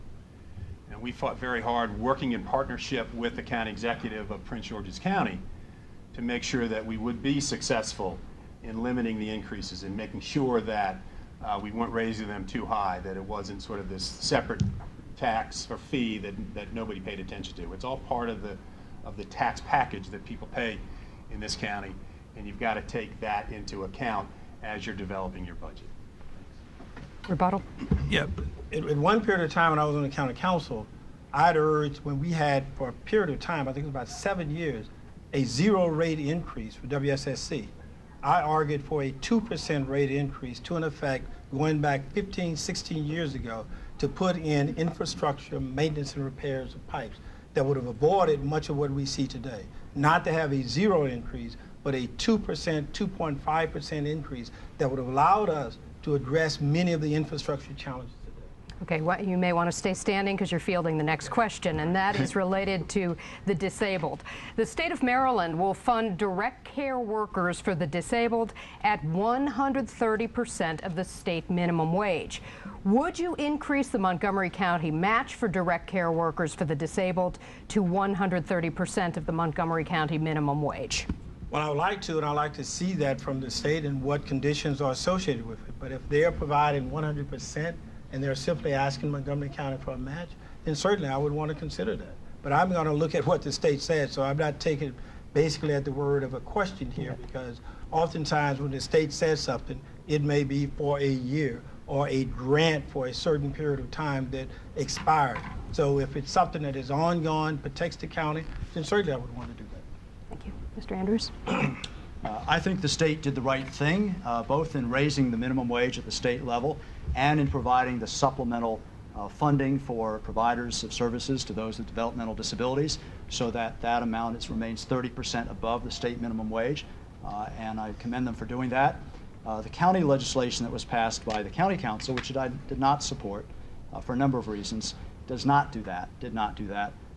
Now that it is law, though, I would support making sure there is that difference.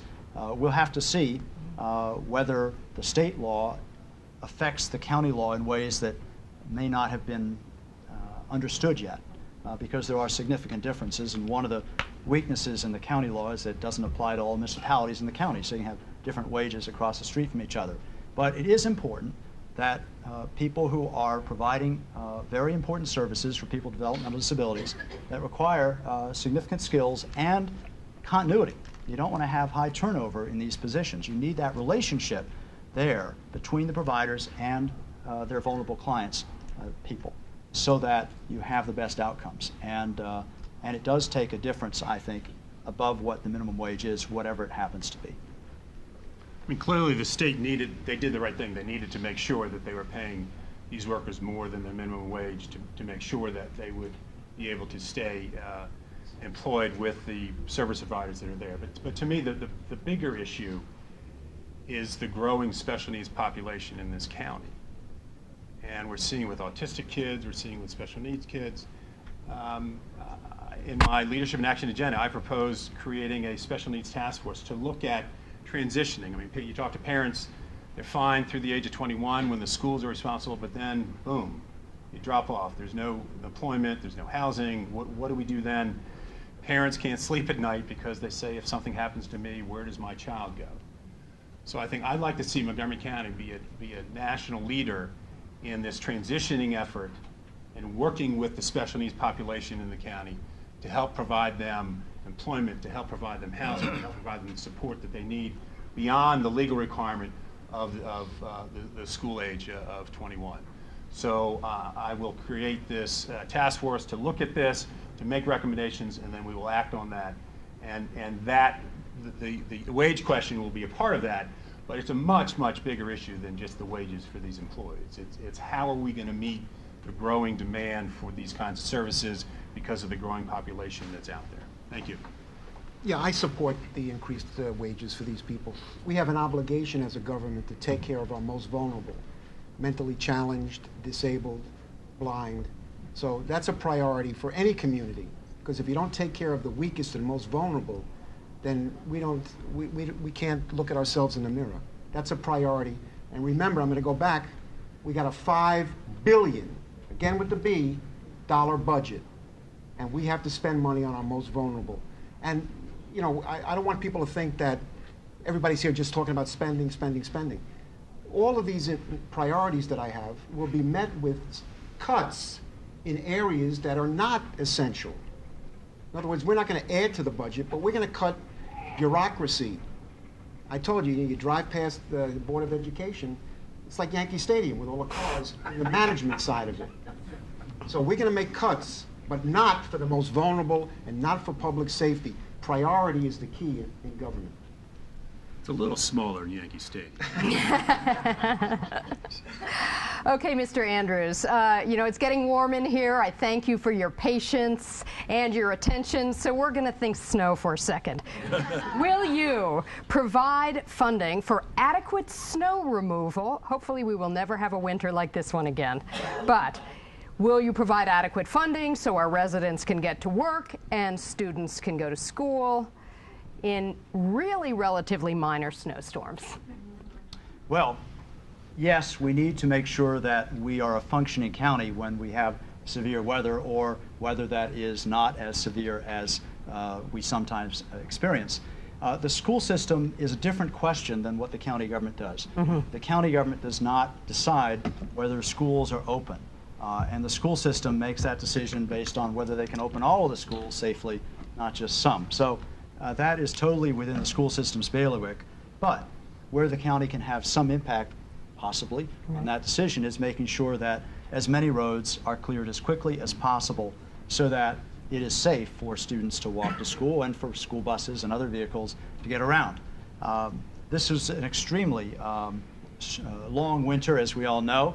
I think that part of what we need to do in terms of dealing with snow is to make sure that our county governments and our local governments are working together in coordinating not only the cleanup, but in terms of opening policies. And that is part of what I led when I was chair of that task force, that looked at how do we improve the region's performance in addressing, being ready for those kinds of events.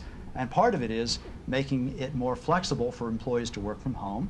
Part of it is not planning to release people all at the same time, and really coordinating the efforts between the people that make decisions on when employees can leave and the transportation and emergency managers who can tell you whether those roads are safe. And part of it is giving the public more information. So the public that may not be working, that may not be having to go out, makes good decisions about when it's safe to do so. And there are some regional websites now that you can access that will give you that information. I'll be happy to give those to folks. Thank you.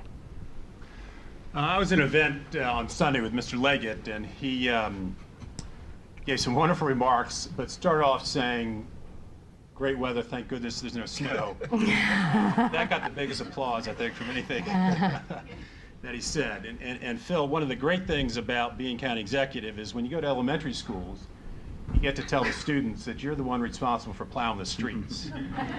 So if you want school to open, then we'll, tell me about that. It gets their attention real quick. So it's a challenge. And then it snowed last night. And my first thought was our school is going to be closed tomorrow. And then I remembered it's spring break, so we don't have to worry about that. I hope that's the last snow we have for quite some time. Snow is always a challenge. And the commitment the county has made for decades is that we're going to plow the streets to the best of our ability. We're going to make sure that we manage that, and we're going to provide the resources necessary to do that. And a lot of times in bad winters, that means you've got to go above and beyond what you had put in the budget. But there's, to my understanding, there's always been a willingness and an effort to do that. And I think that, clearly there are ways we can improve with technology, there are ways that we can do certain things differently. But the commitment from our transportation employees of getting out there, getting the streets clean, getting into the neighborhoods has been paramount. And that's a top priority, I think, for any elected official. Thank you.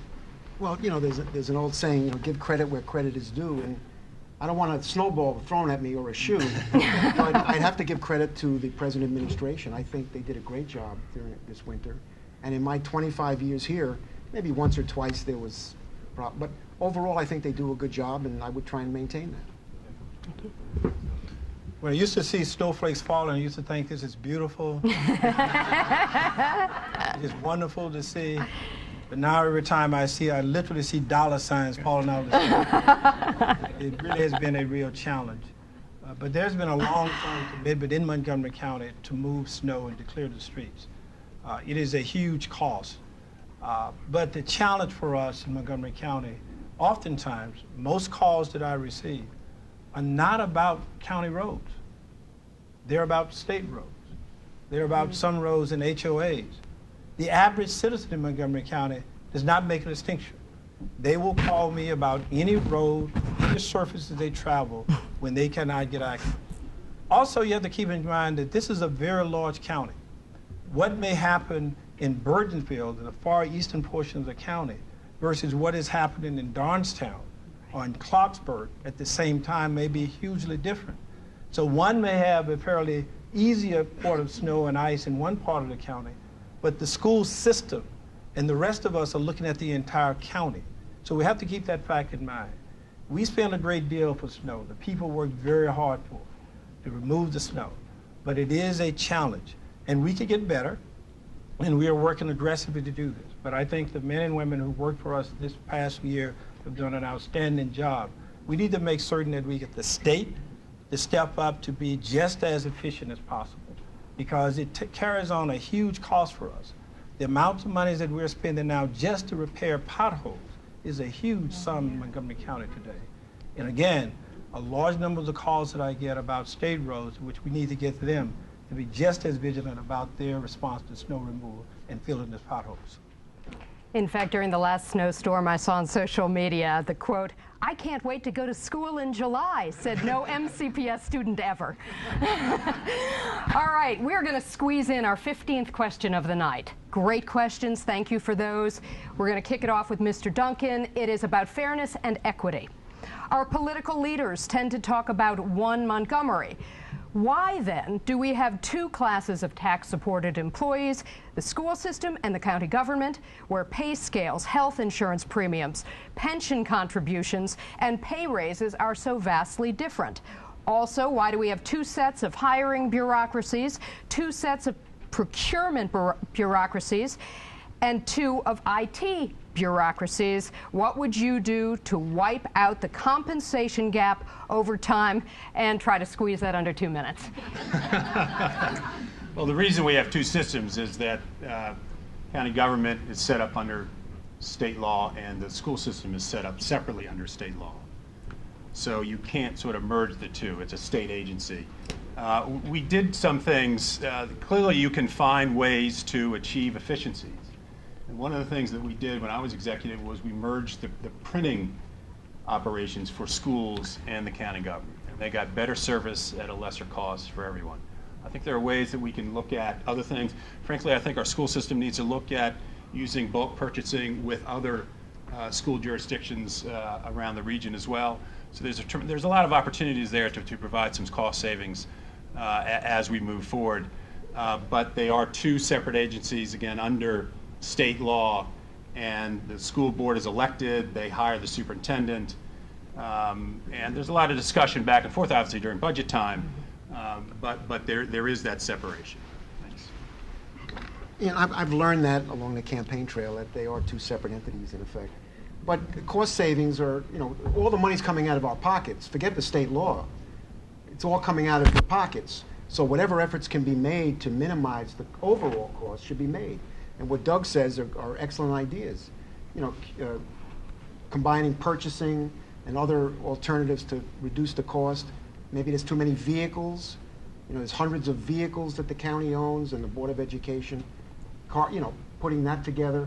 So cost savings are the key for me. In other words, I want to take less out of your pocket than is being taken out now. So whatever cost cutting we can do and putting spending together, let's try it. Let's try it to cut down on what comes out of your pocket. I think the most significant one that the person described in the note is related to the employees and the unions. There are two separate negotiations. The county executive, to the degree that we work within collective bargaining and binding arbitration, bargains with the county unions.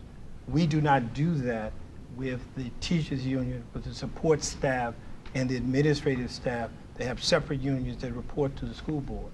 And so many people are confused at times to say, well, if the county is paying X, Y for a bus driver in the county, why can't that same amount be applied to the driver of the school bus for the school system?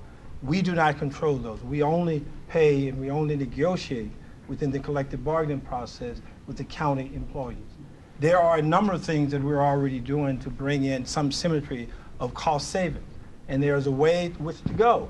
And I think that we can ultimately get there. In fact, Ken Oldman in Howard County had proposed a law that basically would force much of these mergers across the board on these non-quote school-related items that are actually in the classroom. Everything from transportation, from printing, the technology across the board, that you will be forced in a way to justify why you essentially cannot do those things together as opposed to doing them separately. That's a way in which to go because it will help us to reserve and maintain a great deal of resources that we're otherwise paying, that we can find some savings. The relationship between the school system and the county is one that is confusing to many people because it is a state agency under different law than the county, and the county cannot make any law that applies to the school system. Yet we do provide most of the funding for the school system, about 70 to 75%. And so we have a very strong interest in what they do, as, of course, they do as well. We want to make sure that money is well spent, that it's really serving its purpose of helping students get the education they need to be successful. It does create conflicts between employees of the two different agencies because while all school system employees are in a fixed benefit pension plan, only public safety, uniform public safety employees in our county government are in a fixed benefit pension as new hires. And the county phased that out 20 years ago and went to a defined contribution plan which has saved us a lot of money over the years. There are many other differences as well. The thing that we can do that has the most impact on controlling school costs at this point is not to go above the maintenance of effort level. Because once we do that, you can be, one, sure that that money will be in perpetuity added to the budget. So over 10 years, if we're $26 million above this year, that's an extra $260 million that the county is committing by going over it this year. It has a very long tail, and we have to think about this long term. That's why it's so important for us to work effectively to change the maintenance of effort law so it's flexible, so that we can make one-time investments and not be trapped into an appropriation that may not go where we spent it or appropriate for the first year. That's the part that we do control, and that's the part that we need to make sure we stick to, and that's why I strongly disagree with Mr. Leggett's proposal to go above the maintenance of effort level. He did not propose doing it last year, but he is proposing it this year.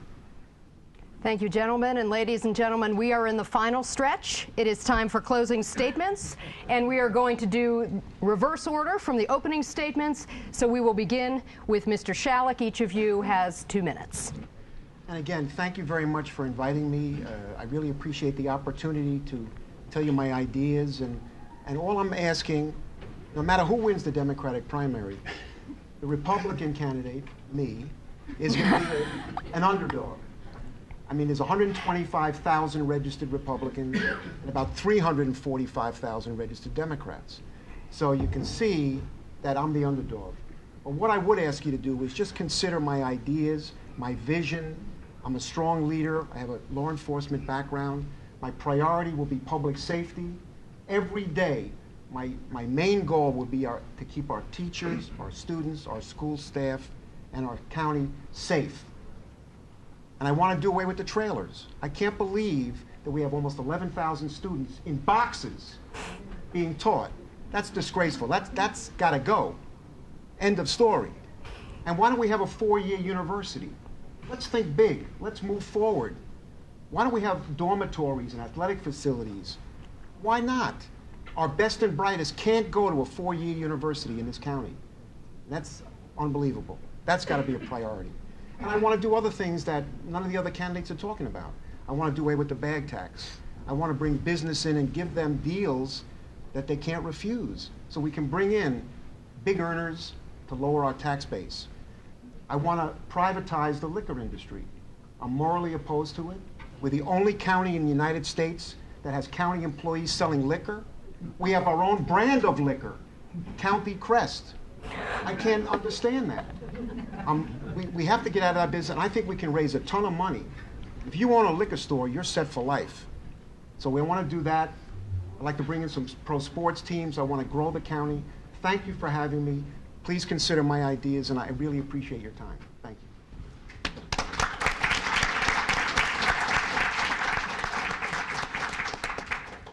Thank you all for coming out. Thank you for listening to us. My thanks to Ike, Phil, Jim, and Andrea for hosting as well. I thought this was a very informative discussion of the issues and challenges facing the county. I encourage you, again, to go to dougduncan.com, check out my Leadership in Action agenda, and look at the ideas that I put forward for the future of this county, because that's what this election's all about, is who's got the right leadership, right vision to take us forward to the next level. And when I talk about my plan for improvements in schools, I talk about my plan for improvements in job growth, with the technology economy, with the innovation economy. And Jim, I will respectfully disagree on a 4-year college. We need applied science graduate centers here that will help us with spinning off companies and help us grow jobs and become that innovation center that we need to be. So please take a look at the plan. Again, my priorities are education. That's the most important thing we can do for the future of this county, is make sure that every child gets a quality education no matter where they live or what school they go to. Job growth, to make sure that we can afford to pay for our schools and pay for the services that people in this county expect, and to improve the performance of the county government by not spending money on illegal campaigns and by getting the Silver Spring Transit Center fixed and open. Thank you very much. Well, thank you all for coming out. I thank my colleagues up here and our moderator, Andrea, McCarren, for being here tonight. Thank you all This is an important election, and you have to decide whether it's time for Montgomery to make a new start or not, or to continue on the path that it is on. I think Montgomery County needs a new start. I think we need a different approach to Annapolis. We need to unite our delegation so we are not getting clobbered in Annapolis. And it's going to take uniting the delegation to ensure that. We need to negotiate better contracts with our county employees so that they are sustainable and not unsustainable and have to be canceled whenever we have a downturn. I'm the only candidate that is independent of the major interest groups in Montgomery County, the county unions, the developers, who the county executive negotiates with, and other interest groups as well that the county executive negotiates with. So I ask you, who's going to get you the better deal? Who do you trust to look out for you, for the taxpayers, and for the long-term interest of the county? I'm the only one that has the independence, in addition to the experience on the council and the vision of how to make Montgomery more competitive, to make that happen. And that is an essential difference. So I ask for your support on the Democratic primary on June 24th. And after that, let's be optimistic as well. I appreciate your being out here. Go to my webpage, which is philandrews.com. Check it out. It has a lot of information about my record and about what I want to do. And I welcome continuing engagement by you in the campaign. I've knocked on 18,000 doors in the last 14 months. I have reached out, like no other candidate has done so, to hear directly from people in communities. I am committed to a bottom-up grassroots effort, and I will continue that effort and those office hours after I'm elected and not just before. Thank you for coming out. I look forward to your support and to working with you in the coming 4 years.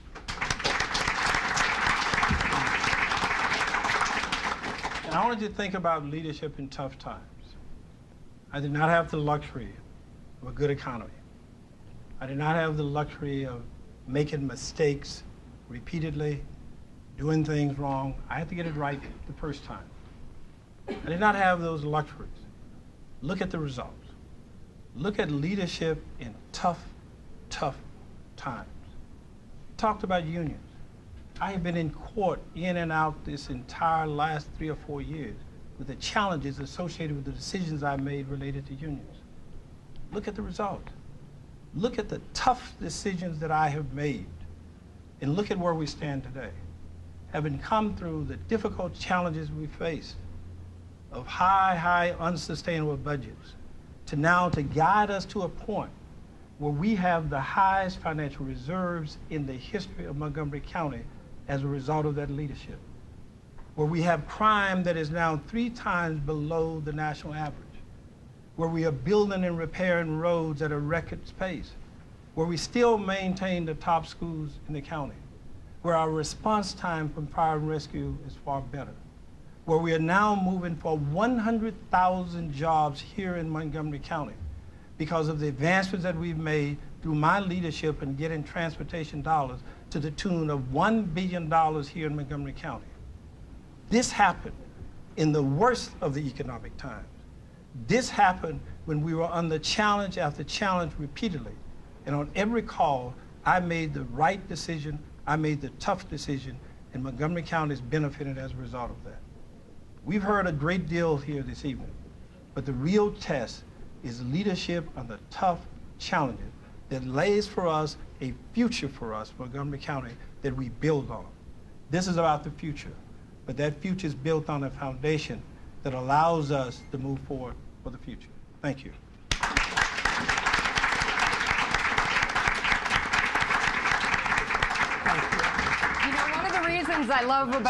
Things I love about, if you'll just wait for our closing. Oh, sorry. Very briefly. What I love about living in Montgomery County, among many other things, is that we have candidates of this caliber and this level of compassion. So thank you, Ike Leggett, Phil Andrews, Doug Duncan, Jim Shalleck.